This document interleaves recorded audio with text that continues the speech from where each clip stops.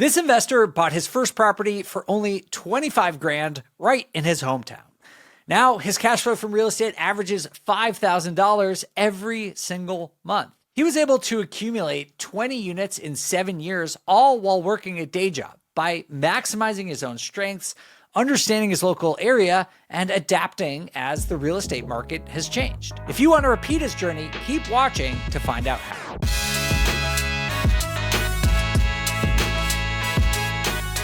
Hey everyone, I'm Dave Meyer, head of real estate investing at BiggerPockets. And on this show, we teach you how to achieve financial freedom through real estate. Our guest on the show today is investor Dustin Cardenas from Western Illinois. Dustin didn't start in real estate with any sort of built-in advantages. He calls himself an everyman and has worked a series of very regular jobs, including bug exterminator and car salesman. But Dustin also saw an opportunity right in his backyard. Low-priced homes that could be worth much more if someone just took the time to fix them up and maximize their value. So he thought, why not me? And bought his first property for only 25 grand. That was 7 years ago. And today, Dustin has a cash flowing portfolio that's allowed him to cut back his hours at work and dream of a retirement that otherwise might not be possible. Let's bring on Dustin and hear about this amazing investor journey. Dustin, welcome to the BiggerPockets podcast. Thanks for being here. Thanks for having me. Huge fan of the show. Oh, that's great to hear. We love to hear that. What was your background? Like, how long ago did you get into real estate and what had you been doing prior to that? It's funny you asked that because I just had to think about the age that I started investing in real estate, and I actually wrote it down. So I was actually 35 years old when I started investing in real estate, and I'm currently 42. Before real estate, I had my W-2, which I still have at this point. I'm a car salesman here at the local dealership in town, and I've been here for 9 years. Previously to that, I was a pest control manager for about 4 years. And previous to that, I was a juvenile detention officer for almost 6 years. Wow. And my wife is currently a nurse practitioner here at a hospital in town. Nice. Wow. You've done a little bit of everything, it sounds like. A little bit of Just everything. Very Yes. varied career. Yeah. So why did you decide to get into real estate at 35? There was a handful of investors around here in town, and one guy I went to school with, and he was kind of born into it. And I was at a local establishment one night, and he told me, he said, you could do this. There's room for everybody in this field. And he said, hey, I know you got a good job. I know your wife has a great job. You guys have good credit. He said, there's more than enough to get around. And what he said to me stuck with me and lit the fire right there. And, I never forgot it. What he said was, you know what I want to do with my life? I want to do whatever I want to do, whenever I want to do it, and I want to get paid for it. And real estate does that for me. So right then at that moment, I just started reading every sort of book material I could get my hands on. And, it was on and going from there. Oh, that's super cool. I love that story. And I love the mentality of this guy you met, or friend or mentor, if you will. What was your instinct at that point? Like, where did you want to go with your investing career? And how did you start thinking about doing your first deal? But the first deal I hunted down, it was a great deal with my realtor. And she's still my realtor to this day. I was selling a vehicle, and I had to take the vehicle back to the real estate office. So I went in and had a conversation with her, and she was probably 8 years younger than me, but she actually broke everything down to me and said, you can do this. So, just to piggyback on the helping each other. Yeah. So she said, you can do this. And so we instantly started looking at houses then. And I had a lot of different realtors kind of shy away from me because I was looking for the smaller deals. I wasn't looking for $100,000, $200,000 houses, anything like that. I was in the range of $20,000 to $40,000 houses. So the first deal that we found, they had it listed at $41,000, and it was a move-in ready house in this area. Right place, right time. The people had moved to California, and the house had already been redone, move-in ready. I ended up lowballing them, and I got the house for $25,000. Oh my God! Wow. So, and I still own that house to this day. And that house right now with equity is probably worth $70,000 because I bought it in 2018. Wow. But that first deal was the one that sparked it, that I said, okay, I can do this. And after that deal, then, the snowball happens and you just start going from there. Wow. Hearing those numbers about the price of houses is crazy to just imagine that you could buy a house for 25 grand, where most people would be probably pretty happy to find a house for 10 times that amount. Like if you could find something for 250. But what is your market like? Is it rural? Our town is currently about 35,000 people. So we're in a perfect area. We're right in the middle of two higher volume areas. 45 minutes north of us is it's called the Quad Cities, and it is probably about 100, 120,000. And 45 minutes east to us is called Peoria, Illinois, which is also about 115, 120,000 people. So we're right in the middle, which is a great area.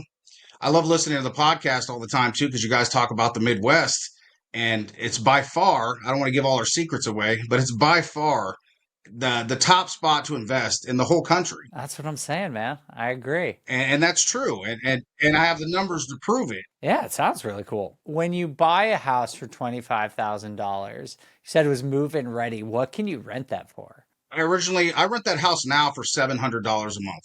And that is a two Oh my bedroom house. God. It's two and a half bedroom, maybe a little small office. It's non conforming because there's no closet. It also has two bathrooms in it. So I rent that house for 700 currently. I was renting it for 650. But with time, it just goes up. And I have long-term renters there that, they take care of the home. That's great. They love the home. And not only that, the lot is huge. So it's a great house. And That's unreal. it is completely unreal. I figured you guys would be somewhat shocked with these numbers that I tell you here. I am. I mean, people are saying you can't get the 1% rule. You have nearly a 3% rule right now. On multiple properties, Dave. So Wow, that's awesome. Well, just for everyone who knows, like there's this thing called the 1% rule that got really popular maybe like 10 years ago.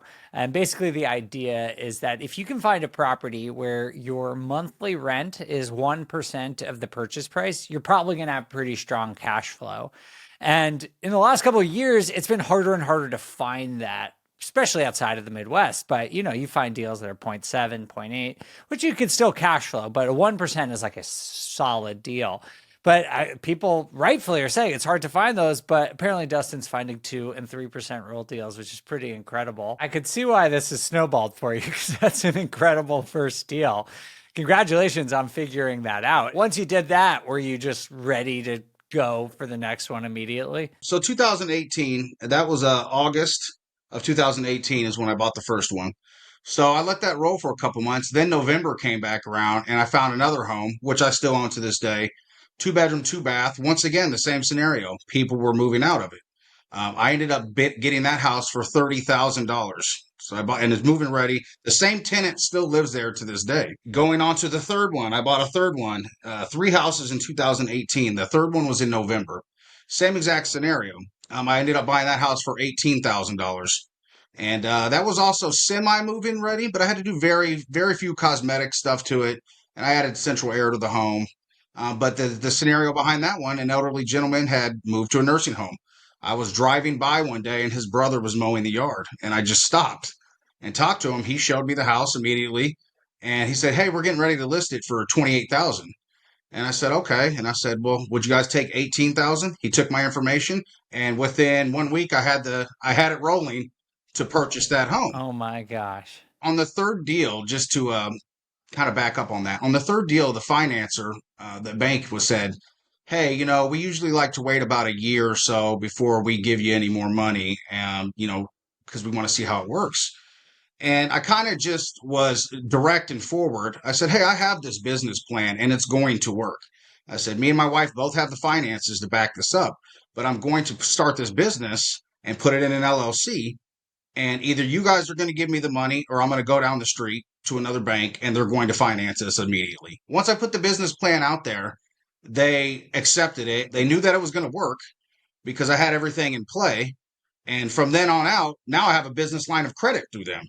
I don't even have to, go through there. I don't have to run credit. Do you think this is a strategy or approach that is repeatable by the average investor? Like if you live in a small town, like do you think this is just something that anyone can do? I really do. And I definitely think 100% of it is the demographic. I really do believe that anybody can do this. But I think there's just a fear around investing in real estate. A lot of people are pessimistic about it instead of being optimistic about it. Me personally, I think that you're doing yourself a disfavor if you're not investing in real estate. That's just my opinion because the bank needs people like us. They need us to pay our interest rate. They want to give us money so they can loan our money out to different people for, different houses, cars, whatever it may be.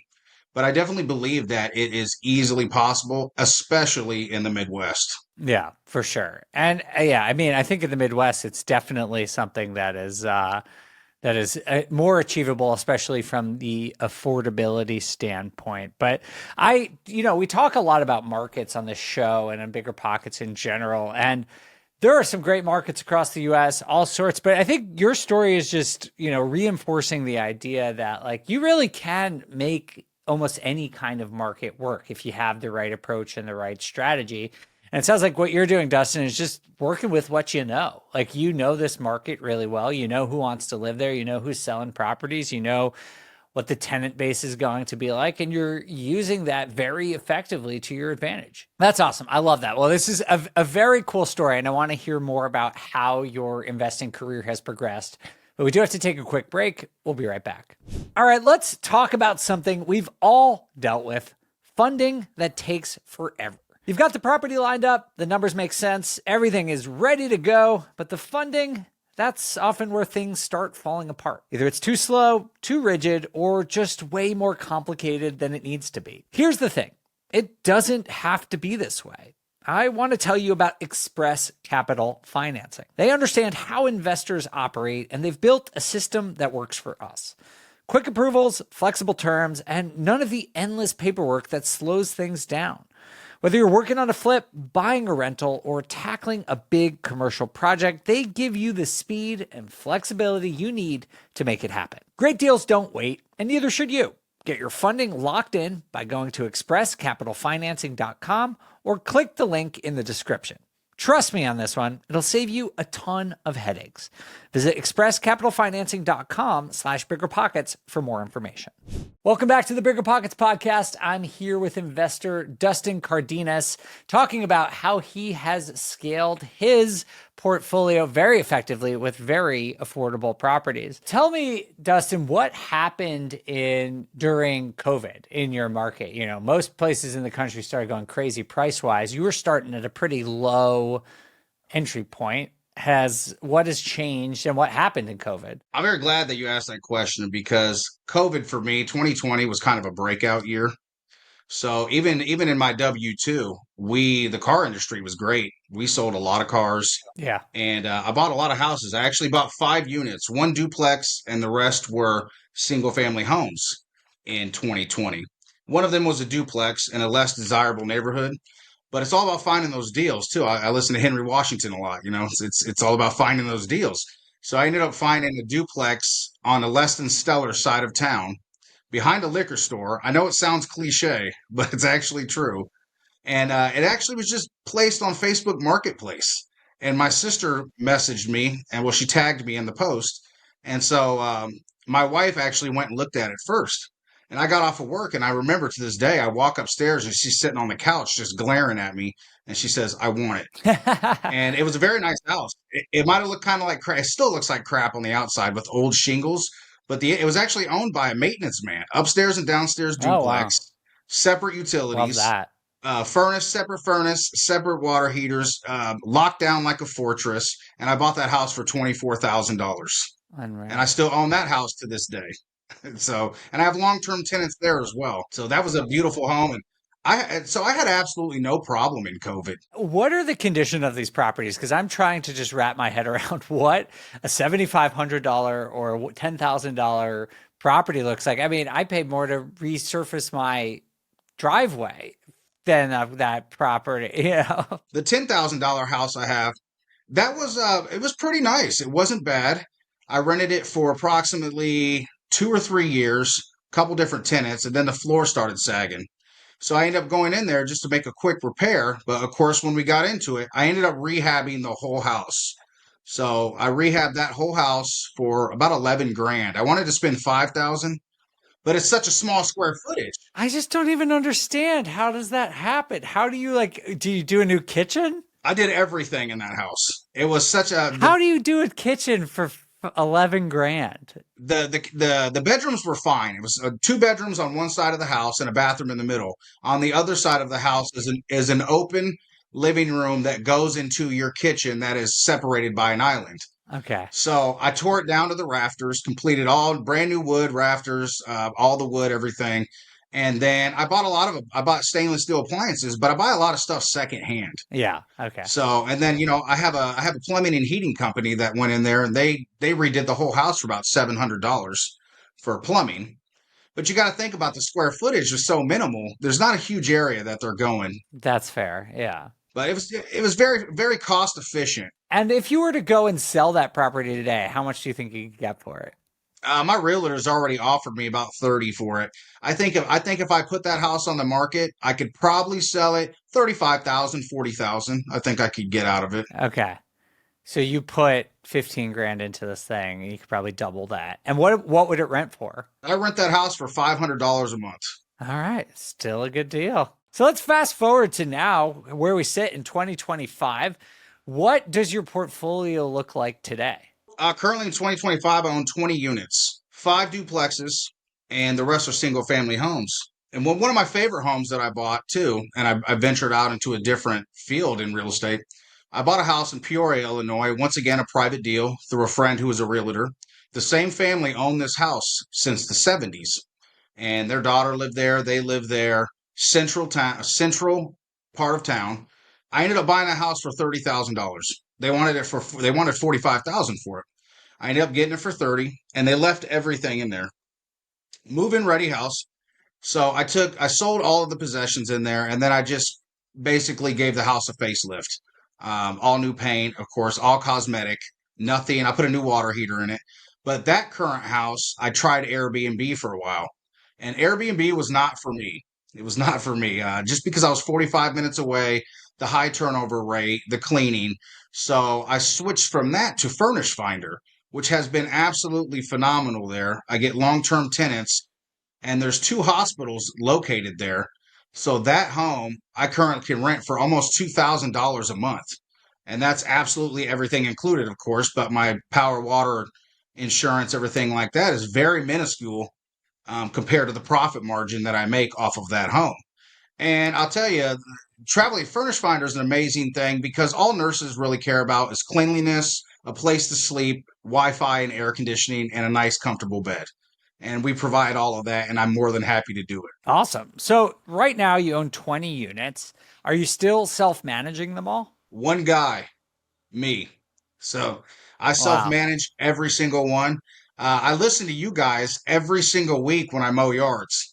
So I mow about 10 to 15 yards, and I'll add that into the rent too, which I've Yeah, listened to your that's podcast for fair. about listened to your podcast for about 5 years, and I know what role I fall into. I'm definitely an active landlord, so I like to keep my eyes on the property. I have no problem mowing the yards. I actually educate myself while I'm mowing these yards, and I hear your podcast every single week, which is definitely interesting. I've learned so much off of it. But I completely manage every single thing, all Google Sheets, and that all came with time because when I first started, I'm writing stuff down on a piece of paper. I'm doing this, I'm doing that. I was actually paying a lot of money into taxes before I learned about tax write-off and tax code and everything like that.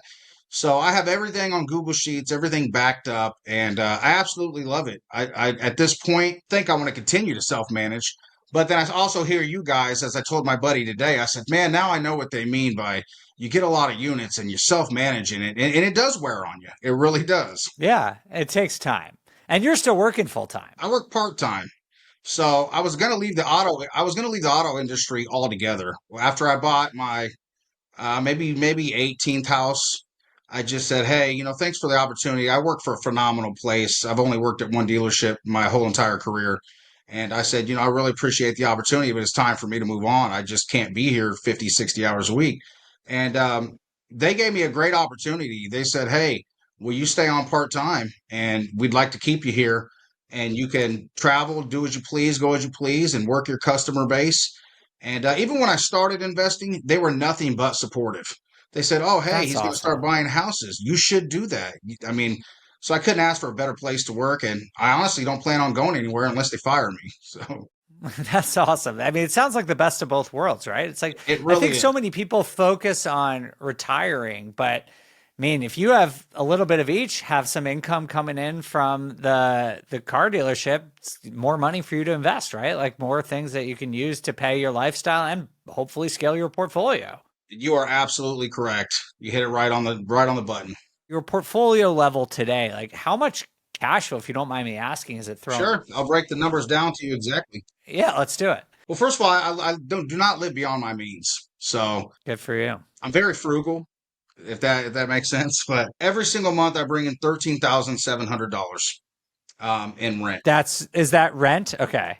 That is what I bring in on rent. So the yearly gross is $164,000, $164,400.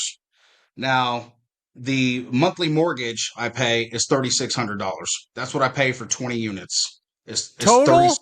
total, Dude, $3,600. are you kidding me? 3,605 to be exact. Yes. I have some payments less than that, but man, that is wild for your entire portfolio. Now, of course, that does not include, as we both know, it does not include my property taxes and it does not include my insurance. So with my Sure. insurance and taxes, I pay $41,340 a year just for Okay. insurance and taxes. Yep. Okay. So you're still at what, 123 before repairs and maintenance and vacancy and all So that? total yearly net 121, 140. Take home every month, everything broken down, everything paid for, excluding maintenance, of course, because it's not if, it's when it's going to happen, is $6,650 take home after all the bills are paid every single month. Wow, that's awesome. And do you have like an average of repair that that kind of expense? This year has been the hardest so far. And I was speaking with my buddy though, and I'm like, man, this has been my most expensive year. And he said, well, this is also the year that you have the most properties. Well, that's true too. Yeah. As of this year, I'm currently about $25,000 to $27,000 with maintenance fees this year Okay. alone, So you're still making, I mean, net, you're still making 4 or 5 grand a month. easily. That's awesome. That's incredible. And is that enough to support your lifestyle? Oh, 100%. As mentioned, I don't live beyond my means. So the average door, broken down from Google Sheets, of course, and everything, and the average door I make $332.50 is the average price Okay. on if I was to break them down by 20. But as far as living my lifestyle, I'm also a big credit guy. So I travel for free. I don't spend money on hotels. I don't spend money on traveling. Airplanes are free. Rental cars are free. And I do all of that by playing the credit card game.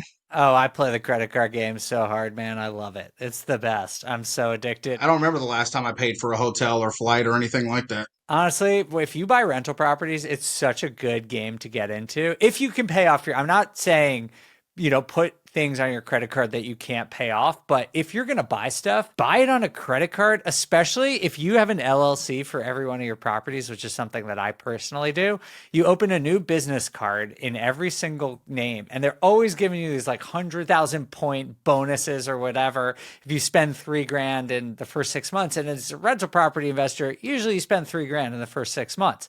And so it's like 1,000, 1,500 bucks worth of travel credit if you're just gonna buy it anyway. It's the best game. Yeah, so why would you not? Yeah. Exactly. I love it. I was listening to your podcast the other day, and I was actually in the middle of doing what you and Henry said. I was like, well, okay, I'm going to rehab this house, so I'm going to use this Amex card that's going to give me $20,000 interest free for a year. So I'm going to go ahead and Yep. I just gave Right. it to my contractor. I said, here, just take this card, buy what you got to buy. You know what I like. You know I'm always on a budget. You know I'm cheap. I know that you find great bargains. Here's this credit card. Let me know when you're done. If you could do that, if you trust your contractor, I love that. But just so everyone knows that if you didn't listen to that episode, Henry and I were saying that you can do this if you have the money to pay off the credit card immediately. Like if you're going to buy it anyway, you might as well put it on the credit card because that's an interest-free loan. If you do it on a new credit card that has an interest-free period, or you could just do it to get the credit card points, which can offer you anywhere between 1% to 3% discount, essentially, or cash back, essentially, on these things. You got to use credit cards responsibly. You can't let your credit card debt rack up. Having that interest sit there can be a huge financial trap. Do not do that. What we were just saying is like, if you had 20 grand in your bank account and you needed to go spend 20 grand on a property, you might as well put it on the credit card, get the points, get some interest free period, and then just use the 20 grand to pay it off later. I know it might not sound like a lot, but if you do this over a long enough period of time, it really does add up to like a lot of credit card points and, money saved over a long period of time. How else I utilize credit cards too is I'll pay the utilities for my houses. So I'll include it with the rent, or I just they'll pay me back. But nonetheless, I will pay $3,000 in utilities every month on a credit card, and then immediately pay it off after collecting rent. Yep, exactly. That makes a lot of sense. Well, Dustin, this is super exciting. Congratulations on your success. It's incredible, very cool, unique portfolio you're building there. What's next for you? Do you have any goals that you're pursuing right now? Currently in the middle of a flip right now. I'm almost done with it, and I'm hoping to make a substantial amount of money with this home just to put it and reinvest into another home. As far as the rental properties, I'm not actively looking, but if something comes along that I can't pass up, then I will buy it. But 20 units right now, I'm doing okay. It's rolling. Great tenants. I'm just going to stick with that. But the next step, I want to go into flipping. But also, as we mentioned earlier, I'm not opposed to finding another furnished finder house because I think you get the most bang for your buck off of the short-term rentals. You really do. It really pays off if you can do it right. Well, Dustin, thank you so much for joining us. Congratulations to you and your wife and working really hard to be able to achieve such an impressive portfolio in just about 7 years. It's really cool story that you got there. We really appreciate you being here. I appreciate being here. And, anyone out there listening, it's possible, especially you listen to podcasts like this. You got to start somewhere. I started with one single family home, and I remember people doubted me. But, when they doubt you, you're the one that's out there doing the work. It's not them. It is possible. And especially with a good group of support, it's possible to get in the door of real estate. Awesome. Well, I love that message and couldn't agree more that it is absolutely possible. Just work on getting your foot in the door and you can find success just like Dustin has. So thank you all so much for listening to this episode of the BiggerPockets podcast. We appreciate you being here and we'll see you next time.